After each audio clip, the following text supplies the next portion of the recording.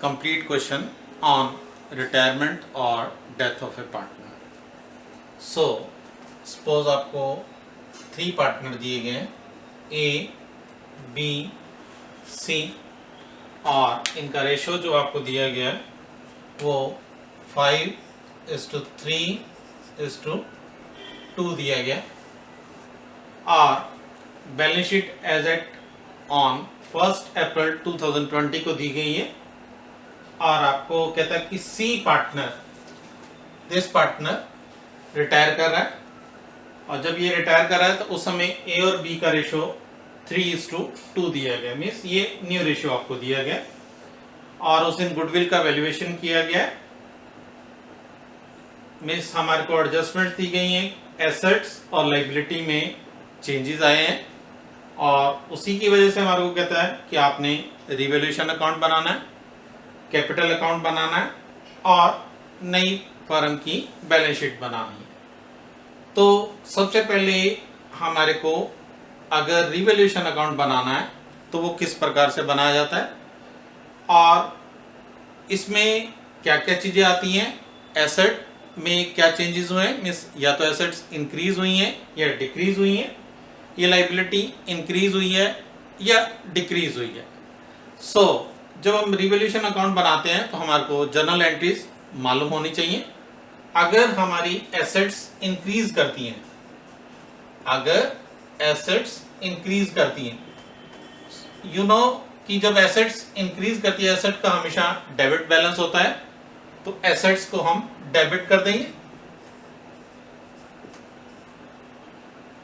और effect on revaluation है तो to revaluation being assets increase. अगर एसेट्स आपकी डिक्रीज करती हैं तो चूंकि एसेट्स का बैलेंस हमेशा डेबिट होता है, अगर डिक्रीज कर रहा है तो उसे हम क्रेडिट करेंगे, तो हमारी एंट्री बन जाएगी revaluation account debit to assets. और जैसे आपने देखा ये तो एसेट्स इंक्रीज करेंगी या एसेट्स डिक्रीज करेंगी, इसी तरह से या तो लायबिलिटी इंक्रीज करेंगी या डिक्रीज करेंगी। अगर लायबिलिटी आपकी इंक्रीज करती है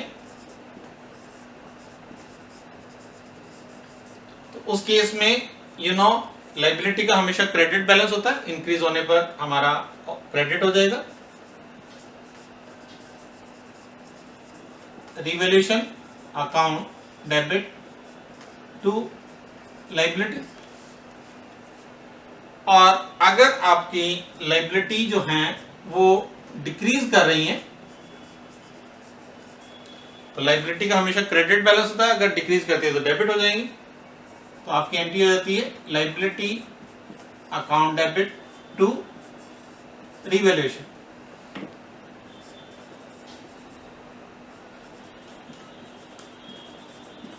तो ये पॉसिबिलिटीज हैं एसेट्स और लायबिलिटी के इंक्रीज और डिक्रीज होने पर। सो अब इसी से रिलेटेड अकाउंट किस प्रकार से बनेगा वो आप देखेंगे। तो हमारे को सबसे पहले दिया गया यहाँ पर कि प्रोविजन फॉर डाउटफुल डेट बनाए गए डेटर के ऊपर, तो जिससे डेटर हमारे डिक्रीज कर गए या एसेट डिक्रीज कर लिए, कुछ भी कह सकते हैं। तो जब रिवैल्यूएशन अकाउंट बनाएंगे तो उस केस में आपने इसकी पोस्टिंग किस प्रकार से करनी है। एंट्री अब आपको मालूम हो गई है कि एसेट्स जब हमारी डिक्रीज कर रही हैं तो उस केस में हमारे को क्या करना होगा, revaluation account debit to assets. Asset का नाम आपको क्या दिया गया है, प्रोविजन फॉर डाउटफुल डेट।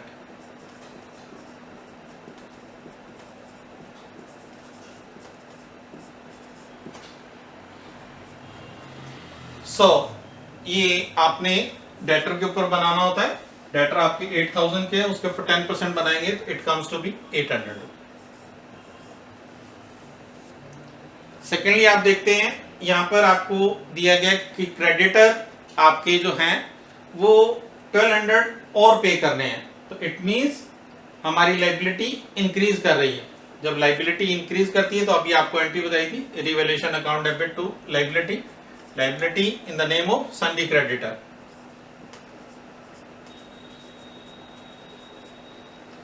ये हमारे कितने से इंक्रीज हो रहे हैं, 1200 से। इसके अलावा हमारे को और कोई आइटम नहीं दिए गया एसेट एंड लाइबिलिटी से जो रिलेट कर रहा हो, 2 ही आइटम दिए गए थे। तो हमारी डेबिट साइड इंक्रीज कर रही है क्योंकि क्रेडिट साइड में कोई आइटम नहीं है, तो इसका मतलब हमारा क्या आ जाता है, लॉस। लॉस कितना है, ये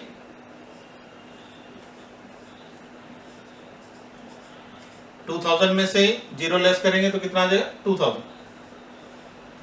और ये किस में डिस्ट्रीब्यूट कर देना है आपने, पार्टनर कौन है, ए बी सी। रेशियो क्या दिया गया, 5:3:2। तो 5/10 ये किसका है, ए का, 3/10, 2/10। अमाउंट कितना दिया गया आपको, 2000। तो 5 to the 10, 1000, 600, 400। तो इस तरह से आपने रिवैल्यूएशन अकाउंट अपना बना लेना। और ये जो लॉस आया है इसके लिए अगर आपको एंट्री देना हो तो वो किस प्रकार से देंगे आप, मीन्स ये लॉस है, तीनों में हमने डिस्ट्रीब्यूट किया हुआ है। A is capital, B is capital, C is capital, account debit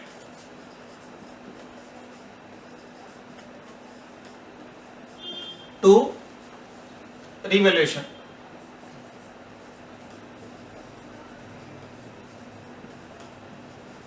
कितना है अमाउंट, 2000। आपने तीनों में डिस्ट्रीब्यूट किया है, ए बी और सी, 1000, 600 एंड 400। तो रिवैल्यूएशन का लॉस आपने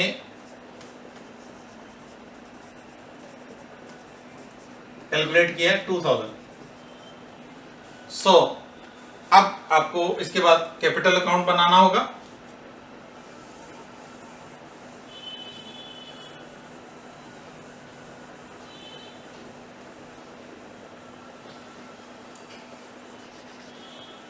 अब जब कैपिटल अकाउंट बनाएंगे तो कितने पार्टनर दिए गए आपको, 3 पार्टनर। तो तीनों में आपने डिस्ट्रीब्यूट कर देना है सब कुछ।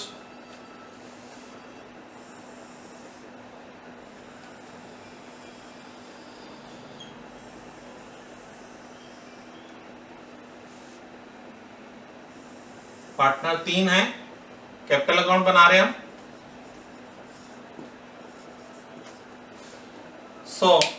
ए बी सी,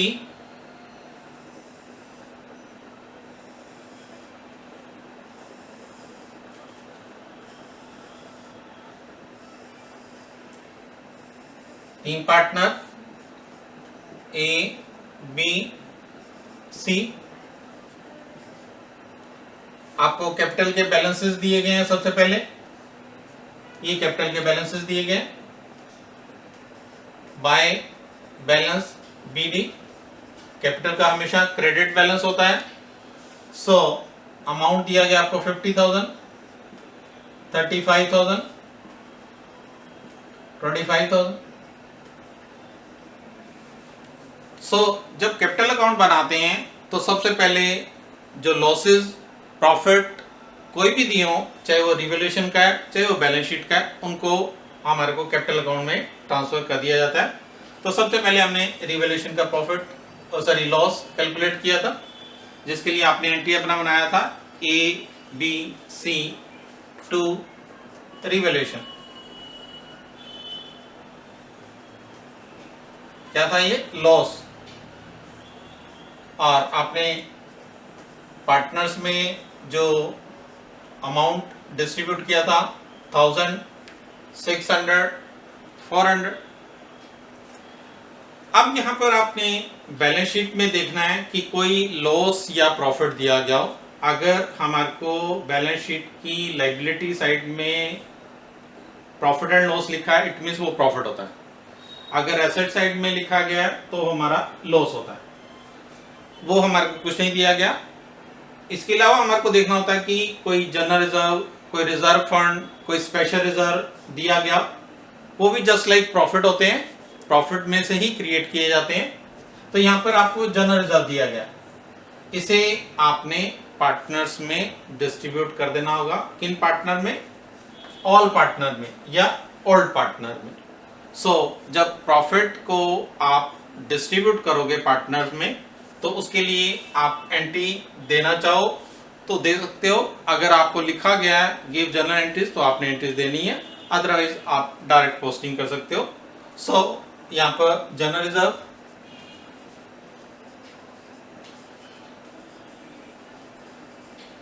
किसमें डिस्ट्रीब्यूट करना है? 3 पार्टनर में, ए, बी, सी में, क्योंकि ओल्ड पार्टनर या ऑल पार्टनर हमारे को 3 दिए गए हैं। अमाउंट कितना दिया गया है? ये हमारे को दिया गया 8000 और रेशियो क्या दी है? 5:3:2। 5/10 ये एक है, तो इट कम्स टू बी 4000। 8 3 जा 2400 और 8 2 जा 1600। तो ये आपका तीनों पार्टनर्स में अमाउंट डिस्ट्रीब्यूट किया जा रहा है। अब इसे कैपिटल अकाउंट में किस तरह से दिखाते हो? तो बाय जनरल रिजर्व। अमाउंट है आपका 4000, 2400 और 1600। अब आप एसेट साइड में देखेंगे कि कोई लॉस नहीं दे रखा आपको। हाँ, ऑलरेडी गुडविल एग्जिस्ट कर रही है इसमें। जब ऑलरेडी गुडविल एग्जिस्ट करती है तो उसको आप राइट ऑफ कर देते हैं। जब आप गुडविल को राइट ऑफ करेंगे तो राइट ऑफ करने के लिए आपको क्या एंट्री करना होगा? क्योंकि जब गुडविल को राइट ऑफ कर रहे हैं तो उस केस में गुडविल को क्रेडिट करना पड़ेगा। और किन पार्टनर में? ओल्ड पार्टनर में या ऑल पार्टनर में। तो उनका नाम क्या है? ए, बी, सी। ये आप गुडविल राइट ऑफ कर रहे हैं। कौन सी राइट ऑफ कर रहे हैं? जो ऑलरेडी आपको गुडविल बुक्स में एग्जिस्ट कर रही है, उसे आप राइट ऑफ कर रहे हैं। उसके लिए आपकी एंट्री है A is capital, B is capital, C is capital,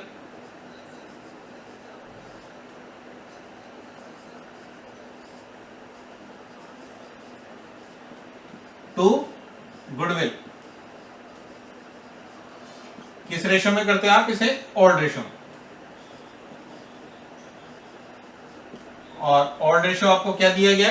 5:3:2।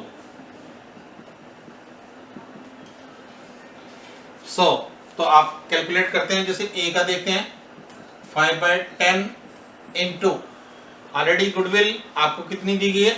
ये आपको 6000। 5 6 30, 3000 और 3 से करोगे 3 6 18। जब 2 से करोगे तो 2 6 12। तो ये आपका 2 गुडविल। आप क्लियर करना चाहो तो ये आपने क्या किया? राइट ऑफ किया। और अमाउंट कितना आता है आपका? 3000, 1800 और 1200। उसके बाद नेक्स्ट आप देखेंगे, जब सी रिटायर हो रहा है उस केस में आपने गुडविल का वैल्यूएशन किया। और ये जब आपने गुडविल का वैल्यूएशन किया तो ये सी के हिस्से की गुडविल को रिमेनिंग पार्टनर में आपने डिस्ट्रीब्यूट करना है। तो पहले टोटल गुडविल में से सी का शेयर निकालेंगे। C share of goodwill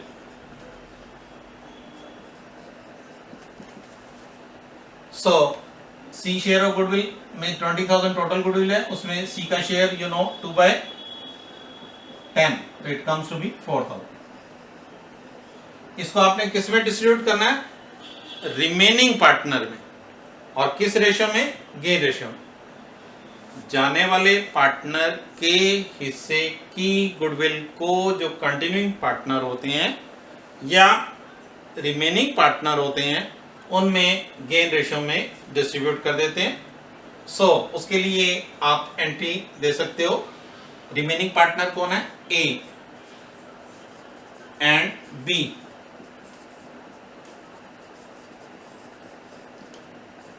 to कौन? सी, जो जाने वाला पार्टनर, सी इज कैपिटल। सो अब आपने ये कैलकुलेट किया था 4,000। सो 4,000 को आपने किस में डिस्ट्रीब्यूट करना है? ए और पी में। किस रेशो में? गेन रेशो में। तो अब आपको गेन रेशो निकालना पड़ेगा। यहां पर ओल्ड रेशो दिया गया है, न्यू रेशो दिया गया है, तो गेन रेशो निकाल लेंगे। तो गेन रेशो जब हम निकालते हैं तो क्या होता है? New ratio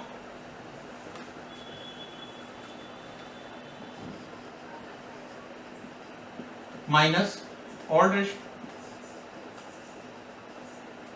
so new ratio आपको क्या दिया गया है?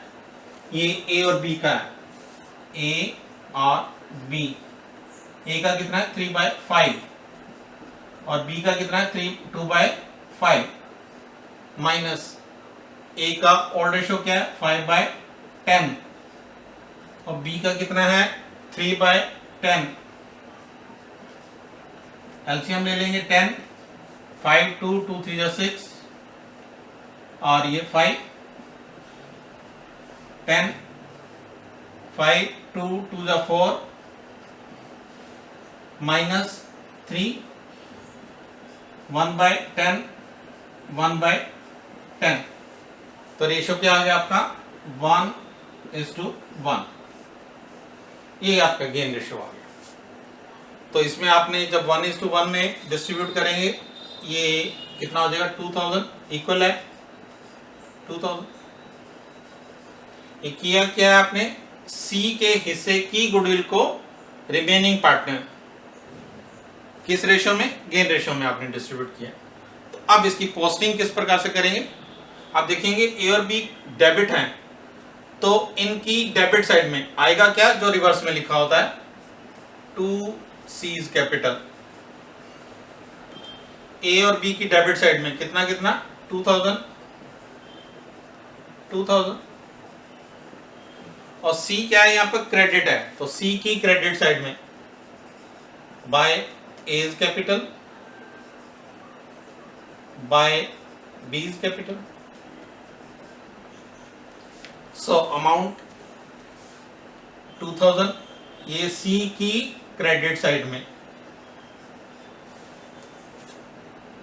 और इसके अलावा आपको कोई एडजस्टमेंट नहीं दिया गया, तो यहीं पे आप इसको क्लोज कर देंगे।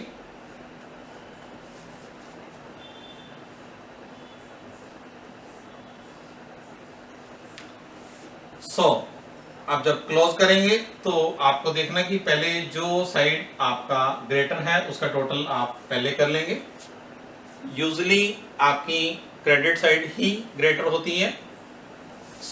ये आपका 54,000, 37,400 और ये आपका 600, 25 26 तो 28 और 2 30, तो 30,600, 54,000, 37,400 और 30,600। अब यहां पर आपने देखा कि 3 पार्टनर हैं और एक पार्टनर जो है उसमें से रिटायर हो रहा है। अब जैसे कि आपने एडमिशन के चैप्टर में देखा था कि जब एक पार्टनर आता है तो अपने साथ कैश कैपिटल के लिए लेके आता है, गुडविल के लिए कैश लेके आता है।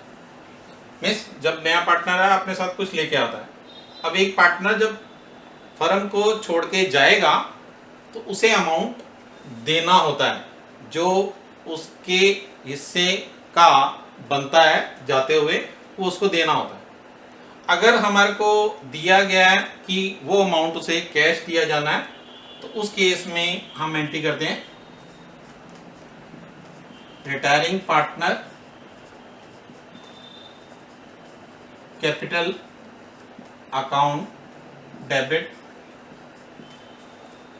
Means when amount paid to retiring partner, जब हम उसे जाने वाले पार्टनर को अमाउंट पे कर रहे हैं तो रिटायरिंग पार्टनर टू कैश और बैंक, यूजुअली हम बैंक से पेमेंट करते हैं क्योंकि सभी चेक के द्वारा पेमेंट्स होती हैं। अगर हमारे को नहीं दिया गया कि जाने वाले पार्टनर को पेमेंट किस तरह से करना है तो हम उसे लोन में ट्रांसफर कर देते हैं और लेटर ऑन उसकी पेमेंट कर देते हैं। सो अब हम दूसरा पॉइंट ले रहे हैं कि transferred capital balance, transferred to loan. जब लोन में ट्रांसफर करते हैं तो उस केस में बैंक की जगह क्या आ जाएगा, to retiring partners loan account. So अब आप देखेंगे कि ये जो क्वेश्चन दिया गया था इसमें जाने वाले पार्टनर के बारे में कुछ नहीं दिया गया कि उसको पेमेंट किस तरह से करना है, तो इट मीन्स हमने उसके बैलेंस को किस में ट्रांसफर कर देना, लोन में। तो यहां पर सी के बैलेंस को आपने किस में ट्रांसफर कर देना, लोन में। तो 30,600 में से ये 1,600 लेस करेंगे तो इट कम्स टू बी 29,000। ये आपने जाने वाले पार्टनर का बैलेंस किस में ट्रांसफर कर दिया, लोन में। रिमेनिंग पार्टनर ए और बी कंटिन्यूइंग पार्टनर है तो पहले की तरह जैसे पहले दिखाते थे इनको आपने बैलेंस क्लोज करना है, टू बैलेंस सी डी। क्या लिखेंगे इनको, टू बैलेंस सी डी। तो अब 54,000 में से आप ये लेस कर देंगे, 3 to 5 16, तो 6,000 लेस करेंगे 54,000 में से। ये था आपका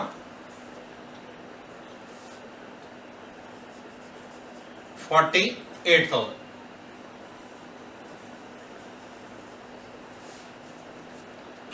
सो उसके बाद दूसरा पार्टनर है 37,400, उसमें से लेस करेंगे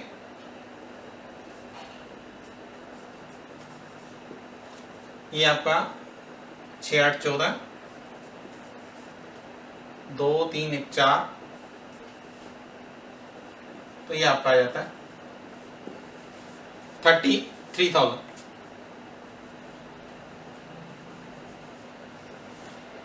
सो तो इस तरह से आपने अमाउंट जो है वो पार्टनर्स में डिस्ट्रीब्यूट किस प्रकार से करके देखना है। जो पार्टनर रिटायर कर रहा है उसका बैलेंस आपने लोन में, और जो पार्टनर कंटिन्यूइंग करते हैं उनको आपने क्लोजिंग बैलेंस के रूप में दिखा देना है। सो अब इसके बाद अगर आपको बैलेंस शीट बनाने के लिए कहता है तो आप बैलेंस शीट बनाएंगे, और अगर आपको बैलेंस शीट बनाने के लिए नहीं कहा गया तो फिर आपने नहीं बनाना। यूजुअली आपको नई गाइडलाइन के अकॉर्डिंगली बैलेंस शीट के लिए नहीं कहेगा, लेकिन आपको अपनी एडजस्टमेंट्स को किस प्रकार से दिखाना है उसके बारे में आपको जानकारी होनी चाहिए।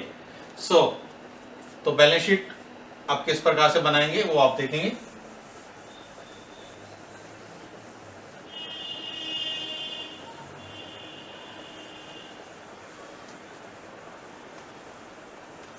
तो ये आपके बैलेंस आपने देखे थे, ए बी सी का लोन था, सी का लोन अभी आपने कैलकुलेट किया है और ए और बी का क्लोजिंग बैलेंस देखा है। ए का है आपका 48,000, बी का आपने कैलकुलेट किया था 33,000 और सी का लोन आपने निकाला था 29,000।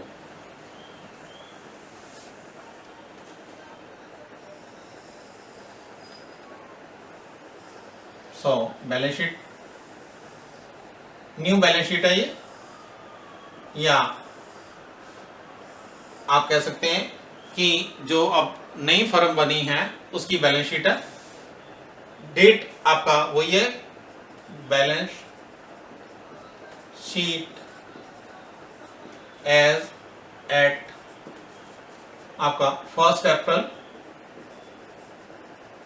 2020। अब ये बैलेंस शीट किसकी है? सिर्फ ए और बी की है, क्योंकि सी चला गया। सो जो जो चेंजेस आए हैं वो आपने यहां पर रिकॉर्ड करने हैं। संडे क्रेडिटर, सो आपने देखा था कि ये आपको दे रखा था 10,000। अब इसमें आपका 1200 इसमें इंक्रीज हो गया था 11,200। उसके बाद एम्प्लॉय प्रोविडेंट फंड,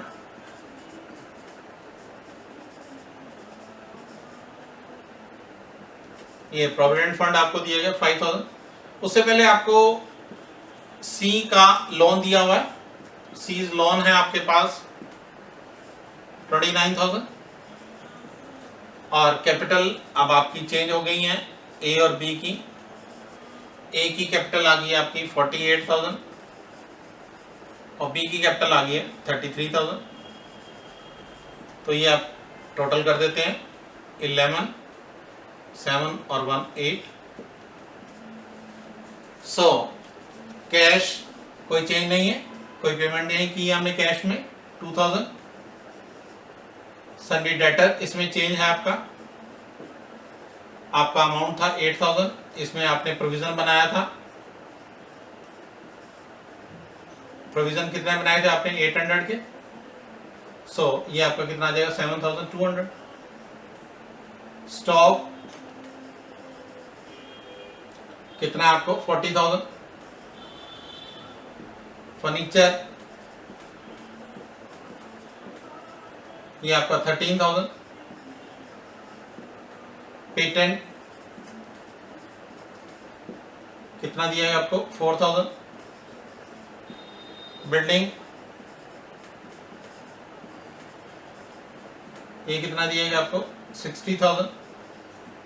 गुडविल आपने राइट ऑफ कर दी, और ये जो आपने वैल्यू की थी गुडविल, ये आपने मिस रिमेनिंग पार्टनर जो रिटायरिंग पार्टनर उसका हिस्सा रिमेनिंग में डिस्ट्रीब्यूट कर दिया था, ये आपने लेस कर दिया, ये आपने इंक्रीज कर दिया, और इसके अलावा आपको कुछ दिया नहीं गया। तो इस तरह से आपने बैलेंस शीट अपना बना लेना। तो ये आपका दोनों साइड का टोटल जो है हमारा वो इक्वल होना चाहिए।